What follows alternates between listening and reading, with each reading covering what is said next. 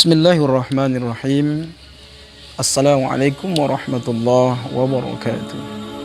Alhamdulillah wassalatu wassalamu ala Rasulillah wa ala alihi wa sahbihi wa mawala. Amma ba'd. Saudaraku yang insyaallah dimuliakan Allah Subhanahu wa taala. Ternyata kita punya musuh yang begitu tangguh. Kita punya musuh yang begitu hebat. Kalau seandainya kita melawan dengan tidak betul sungguh-sungguh, maka kita akan habis. Maka kita akan menjadi mangsa daripada musuh-musuh kita. Kita mesti tahu siapa musuh kita ini, agar kita lebih fokus bagaimana kita bisa menghadapinya, bagaimana kita bisa untuk mengadakan perlawanan kepadanya. Maka kita perlu tahu siapa musuh kita. Maka dalam kesempatan ini kita akan menyampaikan musuh yang terberat bagi kaum muslimin, bagi kita hamba Allah yang beriman, itu ada 4. Yang pertama adalah hubbud dunya, cinta kepada dunia. Ini yang banyak terjebak kita. Orang yang cinta kepada dunia sehingga dia lalai kepada perintah Allah, sehingga dia lalai dengan tanggung jawab dan kewajibannya kepada Allah dan agamanya. Apakah seseorang itu yang cinta, dia merawat keretanya, mobilnya, rumahnya, menyapu, membersihkan rumahnya, apakah itu termasuk orang yang mencintai dunia, hubbud dunia? Dilihat dulu saudaraku. Kalaulah dia membersihkan kereta mobilnya, rumahnya, dia sapu, dia pel, tapi ketika panggilan ibadah dia beribadah, ini bukan cinta dunia. Malahan dia bersyukur kepada Allah apa yang diberikan. Dia rawat, dia jaga sebaik-baiknya apa yang diberikan Allah karunia. Maka ini bukan dikatakan orang yang cinta dunia, saudaraku. Orang yang cinta dunia, dia pasti ke situ, dia heboh, dia terlena dengan apa yang dia miliki, kekayaannya, hartanya, mobil, kereta, rumah besarnya. Padahal itu akan membuat dia lupa kepada Allah, lalai. Maka inilah orang yang dikatakan hubbud dunia. Ini musuh terbesar. Dalam Al-Quran dijelaskan Allah, fala taghurrannakumul hayatad dunya. Bukankah dunia itu adalah perhiasan yang menipu kalian? Perhiasan tapi menipu. Kenapa bisa tertipu? Karena kita bisa lupa kepada Sang Maha Kuasa yang memberikan dunia kepada kita. Maka kita tertipu. Kita tinggalkan dunia ini, kita akan kembali kepada Allah Subhanahu wa taala. Kemudian yang kedua, siapa musuh terberat kita? Yang terberat musuh dalam kehidupan ini adalah diri kita sendiri. Kenapa diri kita sendiri? Ya jelas saudaraku, ketika kita ingin melakukan ibadah, tiba-tiba hati kita mengatakan udah besok saja. Ketika dibangun subuhnya, kita ingin bangun subuh, tiba-tiba di hati kita udah nanti aja bangun subuhnya. Ketika kita ingin baca Quran, udah masih banyak waktu besok-besok lagi. Ketika kita ingin berpuasa, macam-macam. Siapa yang membisikkan itu saudaraku? Nih hati kita, diri kita. Makanya Nabi katakan a'da aduwika nafsuka allati, sejahat-jahat musuh kalian adalah diri kalian sendiri. Itu musuh yang terbesar juga dalam kehidupan kita. Maka kalau hati itu menghalangi kita, diri kita menghalangi untuk ibadah kepada Allah, jangan dengarkan saudaraku.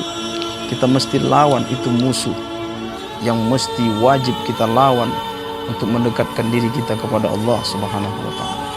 Maka dari itu tak bisa kita anggap enteng ini. Yang pertama tadi hubbud dunia, cinta kepada dunia. Kemudian yang kedua, diri kita sendiri yang bisa menghalangi kita untuk beribadah kepada Allah Subhanahu wa taala. Kemudian yang ketiga, musuh kita adalah syaitan. Syaitan daripada bangsa jin. Syaitan itu terbagi dua. Ada syaitan dari bangsa jin, ada syaitan daripada bangsa manusia. Dari mana diambil dalil ini?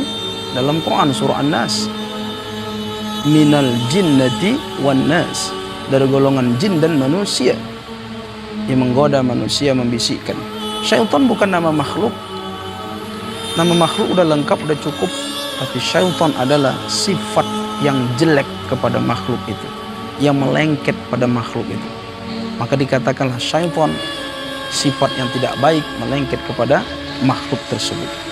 Maka syaitan itu terbagi dua. Syaitan daripada bangsa jin yang gaib tidak nampak, dan syaitan daripada bangsa manusia yang jelas terlihat nampak. Inna syaitana lakum aduwwah fattakhizuhu aduwwah, dalam Al-Quran. Sesungguhnya setan itu musuh kalian, maka dia akan selamanya akan jadi musuh kalian. Tidak akan pernah menjadi sahabat, tak akan pernah jadi teman. Maka setan yang membisikkan, was-was, diambil daripada ayat Quran surah An-Nas itu, alladzi yuwaswisu fi sudurin nas, diambil dari kata was-was di situ. Itulah bisikan syaitan yang mengajak kita. Saudaraku yang insya Allah dimuliakan Allah Subhanahu wa ta'ala, syaitan daripada bangsa jin, kita bisa baca doa, kemudian kita bisa membaca ayat suci Al-Quran, maka dia akan jauh. Tapi ada syaitan daripada bangsa manusia ini yang sulit rasanya. Kenapa seperti itu? Seperti kita, mohon maaf, seperti kita mau berangkat ke masjid ataupun berangkat ke majelis ta'lim, pengajian, tiba-tiba jumpa kawan di jalan, sekolahan katanya, mau ke mana? Aku mau ke pengajian, aku mau ke majelis ta'lim, aku mau ke masjid misalnya. Tiba-tiba dia bilang gini, udah besok aja, hari ini kita jalan-jalan dulu, hari ini kita jalan round-round dulu, nanti aku traktir, aku bayarkan kalian, aku bayarkan kau nanti. Lalu kita berubah keyakinan kita, kita terus mengadakan, oh iya ya, mungkin saja kita membatalkan niat kita yang awal. Ini yang bahayanya. Kalau setan dari bangsa manusia ini, dia langsung terlihat nampak, dia bisa memegang kita, dia bisa menyentuh kita, dia bisa bertutur kata kepada kita. Maka dari setan dari bangsa manusia ini jelas terlihat nampak, bisa memegang tangan kita, menegur kita, menyapa kita. Ini yang sulit bagi kita.